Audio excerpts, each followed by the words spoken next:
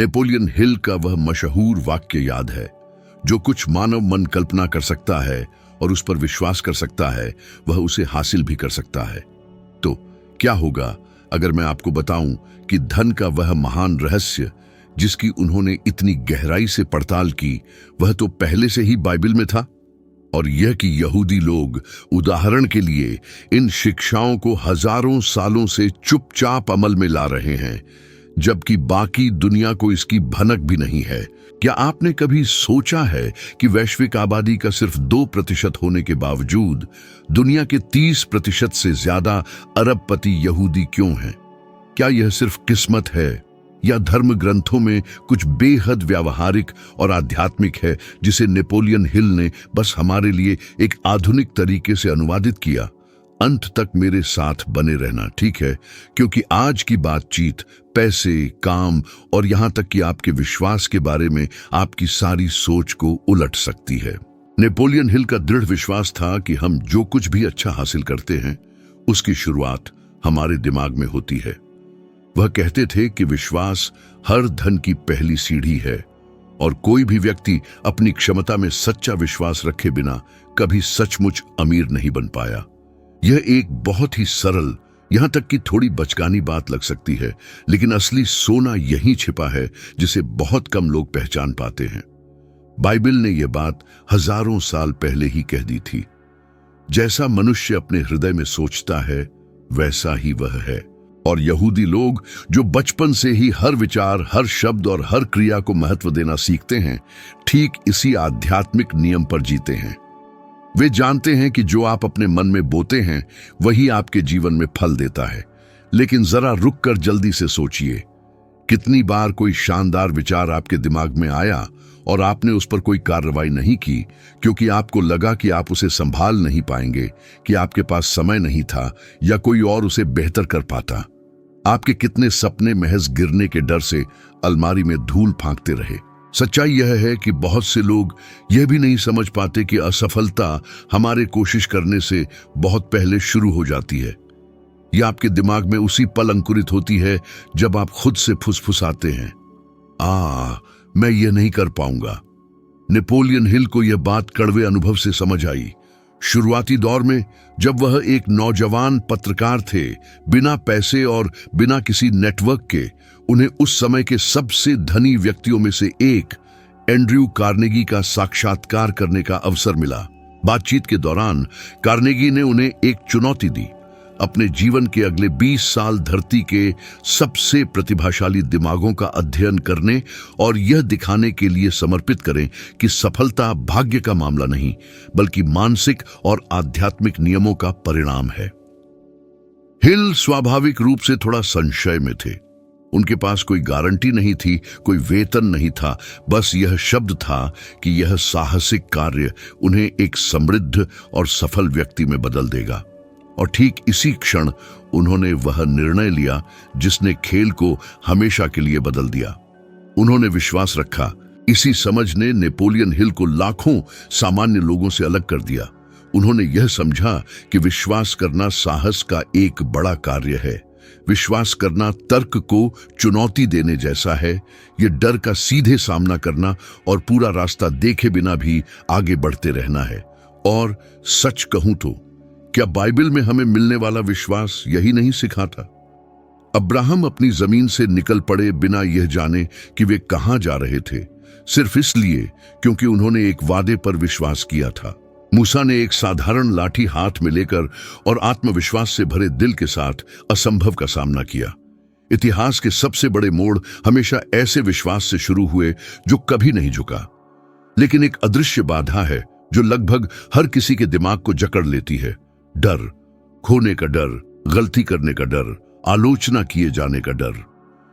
यह आतंक सपनों का सबसे बड़ा लुटेरा है, और हिल कहते थे कि यह तभी गायब होता है जब हम इसका सीधे दृढ़ता से सामना करते हैं। वह हमेशा दोहराते थे कि विश्वास और भय एक ही मस्तिष्क में नहीं रह सकते। या तो आप एक को बढ़ावा देते हैं या दूसरे को। और सबसे अच्छी बात यह है कि आज का विज्ञान इसकी पुष्टि कर रहा है। न्यूरोसाइंस में ताजा शोध से पता चलता है कि जो लोग अपने लक्ष्यों को अत्यधिक दृढ़ विश्वास और जबरदस्त उत्साह के साथ कल्पना कर पाते हैं, वे मस्तिष्क के उन क्षेत्रों को सक्रिय करते हैं जो निर्णय लेने और दृढ़ता के लिए जिम्मेदार होते हैं, जिससे वे मुश्किल समय में अधिक मजबूत बन जाते हैं। ऐसा लगता है जैसे विश्वास का असल में हमारे दिमाग के अंदर एक रासायनिक प्रभाव होता है। हिल ने अध्ययन किए गए कई लोगों में इस शक्ति को देखा। उदाहरण के लिए हेनरी फोर्ड उपहास का पात्र बन गए थे जब उन्होंने दावा किया था कि वह एक ऐसा इंजन बनाएंगे जिसे कोई भी संभव नहीं मानता था। सभी इंजीनियर कहते थे कि यह सरासर पागलपन है, लेकिन उनके पास एक ऐसा वाक्य था जो बाइबल से निकला हुआ लग सकता था। अगर आप सोचते हैं कि आप कर सकते हैं या सोचते हैं कि आप नहीं कर सकते, तो दोनों ही मामलों में आप सही हैं। फोर्ड ने इतना विश्वास रखा कि अंततः उन्होंने साबित कर दिया कि हमारा मन किसी भी तर्क को पार करने में सक्षम है। और आपने क्या क्या बनाना, क्या क्या रचना छोड़ दिया है, सिर्फ इसलिए क्योंकि आप पर्याप्त विश्वास नहीं करते। क्या आपने कभी गौर किया है कि कैसे संदेह कभी कभी सावधानी का भेष धर लेता है? कैसे आपका दिमाग डर को छिपाने के लिए सबसे जटिल बहाने गढ़ता है? सरकार पर, अर्थव्यवस्था पर या अपनी बदकिस्मती पर दोष मढ़ना कहीं ज्यादा आसान है, बजाय इसके कि यह स्वीकार किया जाए कि आपको असल में जो रोकता है वह आपकी अपने बारे में सोच है। नेपोलियन हिल इस बात पर जोर देते थे कि विचार में अविश्वसनीय रचनात्मक शक्ति होती है। वह सिखाते थे कि इस दुनिया में हम जो कुछ भी देखते और छूते हैं वह सबसे पहले किसी न किसी के दिमाग में जन्मा था। एक इमारत, एक हवाई जहाज, एक गाना, एक व्यापार, यह सब एकमात्र विचार के रूप में शुरू हुआ, जिसे एक दृढ़ विश्वास ने सहारा दिया। उन लोगों के बीच जो चीजें सच कर दिखाते हैं और जो सिर्फ सपने देखते रहते हैं, अंतर उस विश्वास की शक्ति और तीव्रता में है। जीवन में एक ऐसा समय आता है जब हमें चुनना पड़ता है। या तो उन आवाजों को सुनते रहें जो चिल्लाती हैं आप नहीं कर सकते, या उस आंतरिक आवाज पर ध्यान दें जो फुसफुसाती रहती है आप बहुत कुछ और के लिए बने हैं। हिल का मानना था कि जब हम किसी निर्णय पर सचमुच मुहर लगा देते हैं तो पूरा ब्रह्मांड मदद के लिए आगे आता है। ऐसा लगता है जैसे कुछ ऐसी ऊर्जाएं जिन्हें हम देख भी नहीं पाते, वे मिलकर ऐसे रास्ते खोल देती हैं जहां पहले सिर्फ दीवार थी। यहूदी लोगों ने सदियों पहले ही इस बात को समझ लिया था। वे बचपन से ही सिखाते हैं कि दिमाग हर चीज का मुख्यालय है।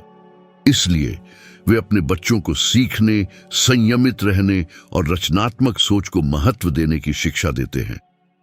यह कोई संयोग नहीं है कि एक छोटा समूह होने के बावजूद वे दुनिया के सबसे बड़े उद्यमियों और परोपकारी लोगों में अपनी बड़ी उपस्थिति रखते हैं। वे न केवल यह मानते हैं कि वे समृद्ध हो सकते हैं, बल्कि यह भी कि समृद्ध होना ईश्वर के प्रति सम्मान दिखाने का एक तरीका है। नेपोलियन हिल विश्वास को एक अत्यधिक व्यावहारिक उपकरण के रूप में देखते थे, न कि केवल शुद्ध धर्म के रूप में। उनके लिए विश्वास का अर्थ था यह निश्चितता कि जो कुछ हम नहीं देखते वह उन लोगों के पक्ष में काम कर रहा है जो साहस करते हैं और कार्रवाई करते हैं। वह बताते थे कि सबसे तनावपूर्ण समय में जब कोई रास्ता नहीं दिखता था तो वह अपने दिमाग में यह दोहराते रहते थे कि सफलता रास्ते में है। वह खुद को विश्वास करने के लिए प्रशिक्षित करते थे, भले ही सब कुछ गलत हो रहा हो, और समय के साथ अवसर सामने आने लगते थे। अब कल्पना कीजिए कि आप इसे अपने जीवन में लागू कर रहे हैं।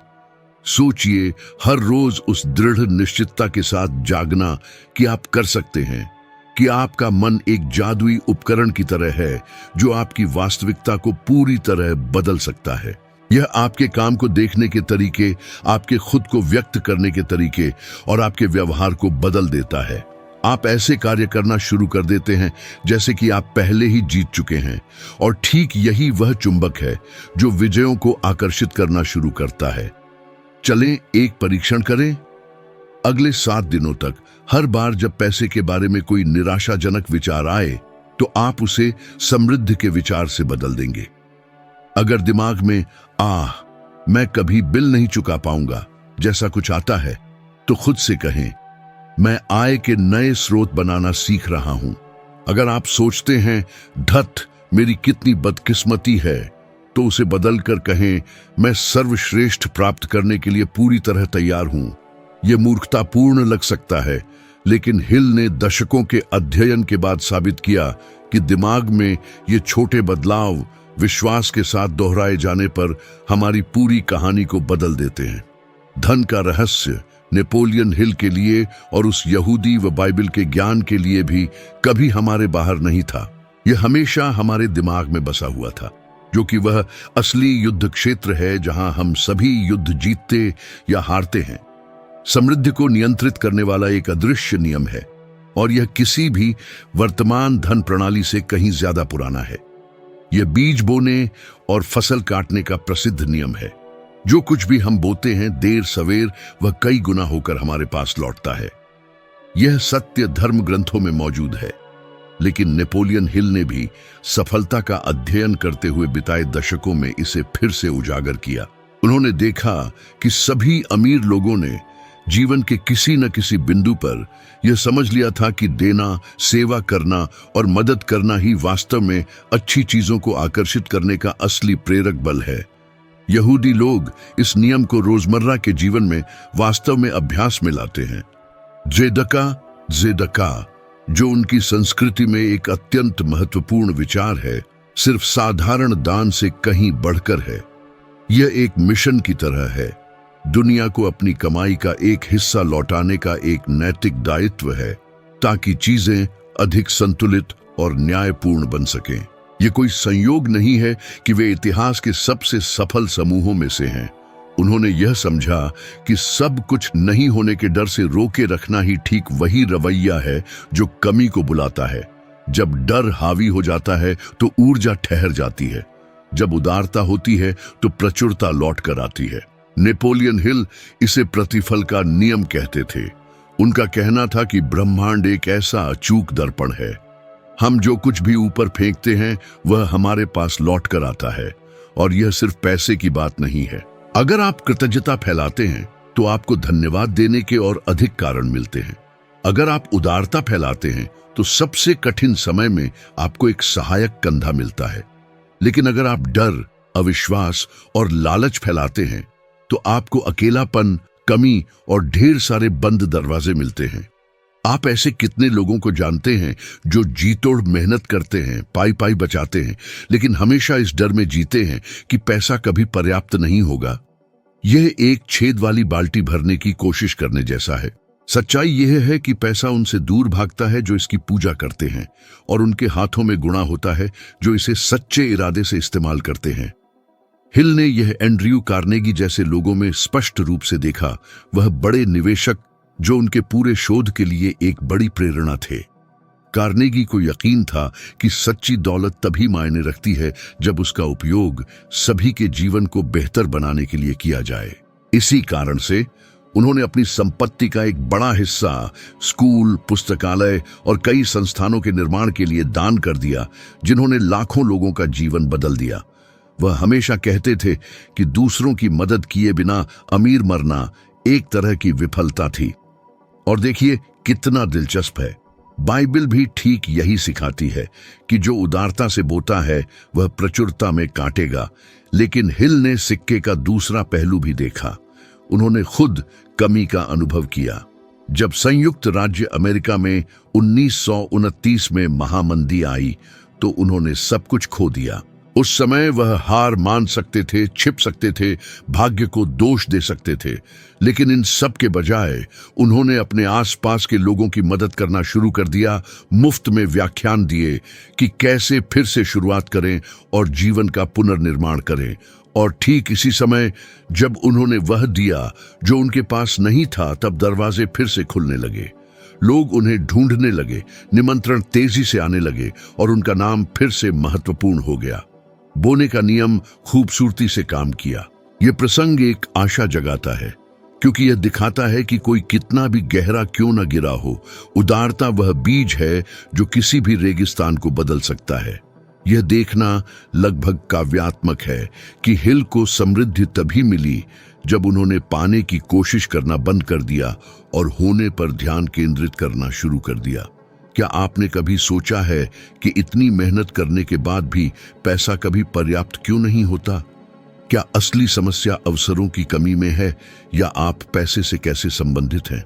अधिकांश लोगों को दान करने से डर लगता है क्योंकि उन्हें लगता है कि कमी हो जाएगी, लेकिन डर विश्वास का विपरीत है। और जैसा कि हिल कहते थे, विश्वास और डर एक साथ नहीं चलते। जो समृद्ध होता है और जो केवल जीवित रहता है, उनके बीच का अंतर विश्वास में है। जो विश्वास करता है वह बोता है, भले ही उसे पता न हो कि फसल कब आएगी। आज का विज्ञान केवल उसी बात की पुष्टि करता है जो हिल ने बहुत पहले समझ ली थी। हार्वर्ड विश्वविद्यालय के शोध से पता चलता है कि उदार लोग अधिक खुश रहते हैं, अधिक जीते हैं और कम तनाव में रहते हैं। ऐसा इसलिए होता है क्योंकि उदारता मस्तिष्क के उन क्षेत्रों को सक्रिय करती है जो खुशी और उपलब्धि से जुड़े हैं। जब हम दान करते हैं तो शरीर से सेरोटोनिन और डोपामाइन निकलते हैं जो खुशी के हार्मोन जैसे होते हैं। ये ऐसा है जैसे साझा करने पर हमारा शरीर हमें याद दिलाता है कि दुनिया में बहुत सारी अच्छी चीजें हैं, है ना? ओपरा विनफ्रे वास्तविक जीवन में इसका एक बड़ा उदाहरण है। उन्होंने हमेशा कहा है कि उनकी संपत्ति उसी अनुपात में बढ़ी है जिस अनुपात में उन्होंने उद्देश्यपूर्ण दान की शक्ति को समझा है। ओपरा ने वह समझा जो हिल प्रचार करते थे। पैसा केवल विकास का एक साधन है। यदि मदद के लिए इस्तेमाल किया जाए तो वह गुणा होकर वापस आता है, लेकिन यदि केवल जमा करने के लिए हो तो वह एक ठहरा हुआ निर्जीव चीज बन जाता है। और अगर हम इस नियम को 1 महीने के लिए लागू करने को तैयार हों तो क्या होगा? कल्पना कीजिए कि आप जो कुछ भी कमाते हैं उसका एक छोटा सा हिस्सा अलग रखते हैं, चाहे वह कितना भी हो, किसी की मदद करने के लिए, किसी ऐसी चीज में निवेश करने के लिए जो किसी और के जीवन को बेहतर बनाए, या बस कुछ ऐसा लौटाने के लिए जो आपको मिला है। क्या यह विश्वास का एक व्यावहारिक परीक्षण नहीं होगा? नेपोलियन हिल हमेशा कहते थे कि ब्रह्मांड उन लोगों को पुरस्कृत करता है जो कार्य करते हैं, न कि केवल उन लोगों को जो विश्वास करते हैं। देने का कार्य नुकसान का संकेत नहीं है, यह विश्वास का कार्य है। और हर बार जब आप विश्वास करते हैं तो आप नई चीजों के लिए जगह बनाते हैं। पैसा पानी की तरह बहना चाहिए। जब हम इसे डर से रोकते हैं तो यह खट्टा हो जाता है, लेकिन यदि इसे घुमाया जाए तो यह हर उस चीज को शुद्ध और उपजाऊ बनाता है जिसे यह छूता है। बोने और काटने का नियम बदलता नहीं है, इसमें कोई गलती नहीं है। जो हवा बोता है वह तूफान काटता है, जो प्रेम बोता है वह शांति काटता है, और जो उदारता बोता है वह समृद्धि काटता है। नेपोलियन हिल ने इसे आध्यात्मिक रूपक के रूप में नहीं, बल्कि एक बहुत ही व्यावहारिक सत्य के रूप में समझा। उन्होंने इसे करोड़पतियों, व्यवसायियों और यहां तक कि खुद के साथ भी होते देखा। यानी धन केवल पसीने से नहीं बल्कि इरादे से आता है। जब हम किसी बड़े उद्देश्य के साथ दिल से काम करते हैं और दान करते हैं तो सब कुछ गुणा होकर वापस आता है।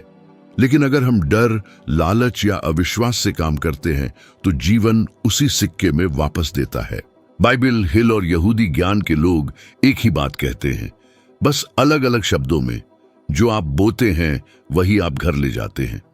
और शायद यही असली कारण है कि इतने सारे लोग कमी में जीते हैं, क्योंकि वे संदेह, शिकायत और डर बोने पर जोर देते हैं, प्रचुरता काटने की उम्मीद करते हुए।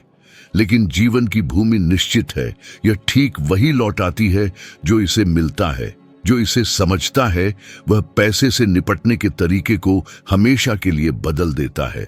वह हर दान को नुकसान के रूप में नहीं बल्कि एक बड़े निवेश के रूप में देखना शुरू कर देता है।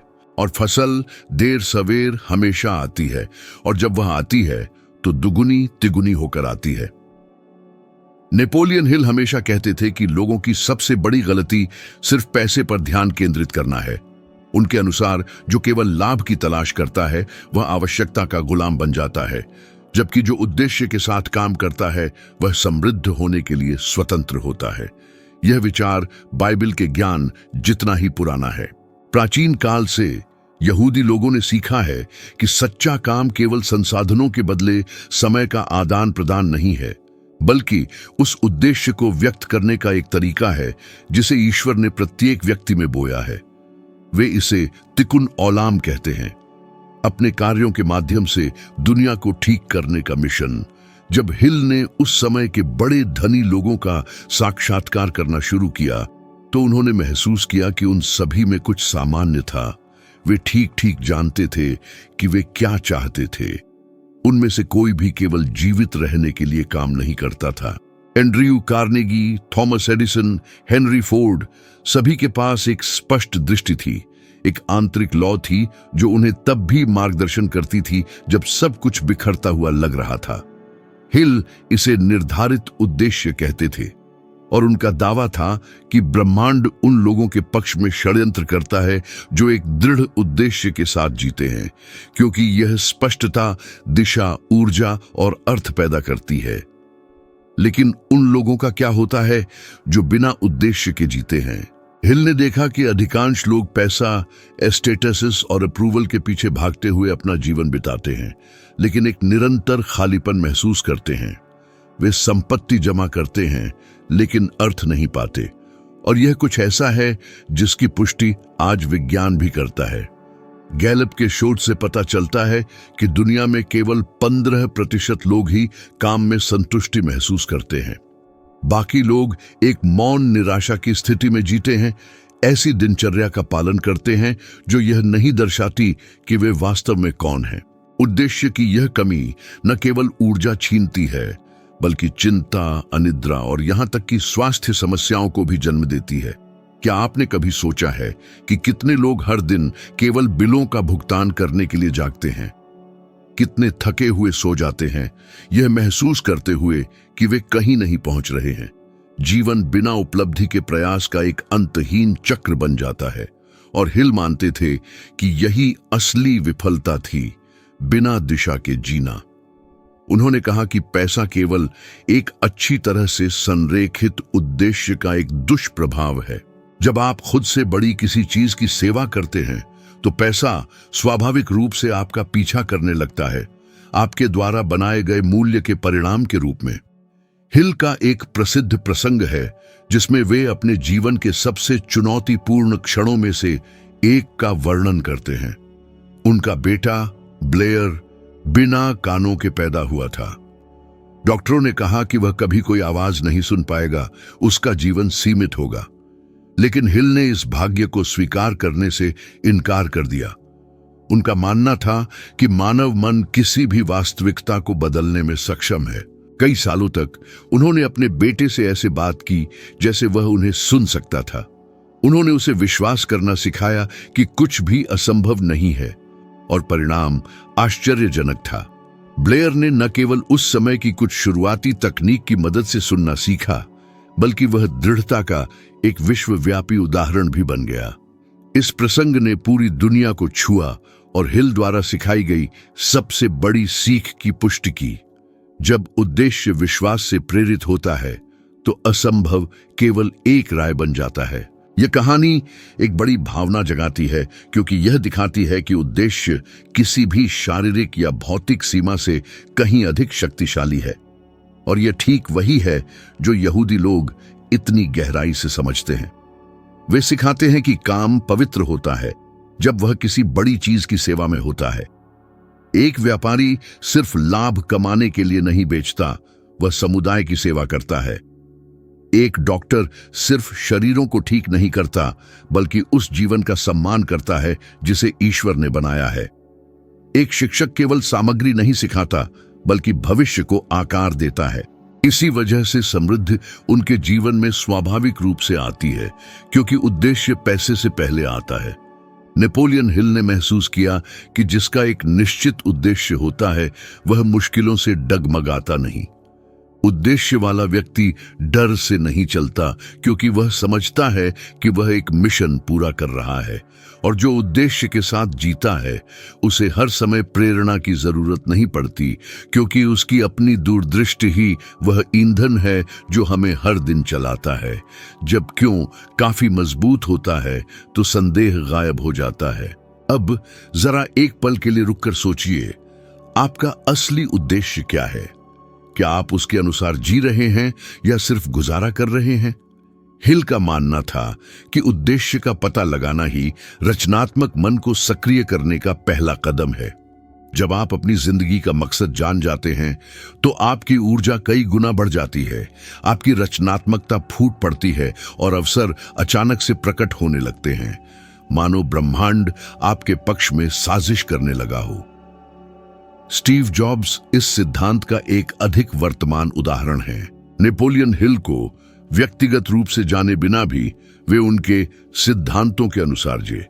जॉब्स कहते थे कि एप्पल का मकसद कंप्यूटर बेचना नहीं था, बल्कि तकनीक के जरिए दुनिया बदलना था। जरा सोचिए, इसी दूरदृष्टि ने उन्हें थामे रखा, तब भी जब उन्हें अपनी ही कंपनी से निकाल दिया गया। उनके पास एक ऐसा खजाना था जिसे कोई दौलत नहीं खरीद सकती थी, एक उद्देश्य जो उन्हें हर दिन बिस्तर से कूदकर उठने और ऊर्जा से भरा रखने के लिए प्रेरित करता था। और इसी जुनून ने उन्हें ऐसी चीजें बनाने के लिए प्रेरित किया जिन्होंने पीढ़ियों तक लोगों की जिंदगी बदल दी। बाइबल उदाहरण के लिए स्पष्ट कहती है, जहां कोई दूरदृष्टि नहीं होती वहां लोग भटक जाते हैं।